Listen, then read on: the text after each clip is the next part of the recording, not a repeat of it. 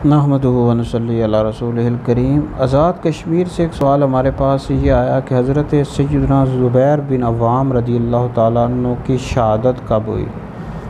तो हज़रत सैयदना ज़ुबैर बिन अव्वाम रज़ियल्लाहु ताला अन्हु की जो कुनियत है अबू अब्दुल्ला है, और आप नबी करीम अलैहिस्सलाम की जो फूफी थी हज़रत सैयदा सफ़िया रज़ियल्लाहु ताला अन्हा के बेटे हैं, और इस्लाम लाने वालों में चौथे या पाँचवें नंबर पर आप इस्लाम लाए, अशरा मुबशरा में दाखिल हैं। बहुत बड़ी हस्ती हैं। नबी करीम अलैहिस्सलाम ने आपको दुनिया में ही जन्नत की बिशारत दे दी। तिरमिज़ी में हदीस मौजूद है, मिशकात में मौजूद है।